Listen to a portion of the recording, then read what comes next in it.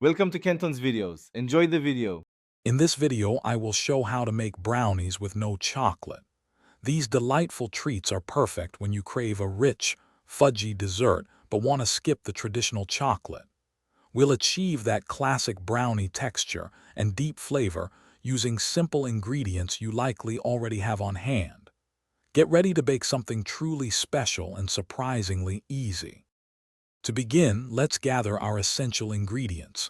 You'll need 1 cup of all-purpose flour, half a cup of unsweetened cocoa powder for that deep, rich color and flavor, and 1 cup of granulated sugar. Don't forget 2 large eggs, half a cup of melted butter, and a teaspoon of vanilla extract. Precise measurements are key for perfect brownies. Hey everyone, if you're finding this guide helpful, please hit that like button and subscribe for more great content. On another note, why not bring your space to life with the Echo Dot smart speaker? It's perfect for playing your favorite baking tunes or setting timers. Check the description below for the link and other fantastic deals. Now, let's get back to the video. Now let's get mixing.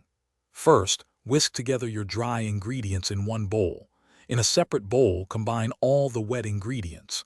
Then, gently fold the wet mixture into the dry until just combined. Do not overmix.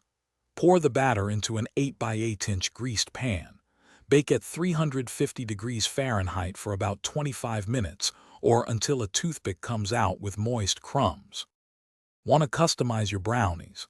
Consider adding 1/4 cup of white chocolate chips or chopped nuts for extra texture.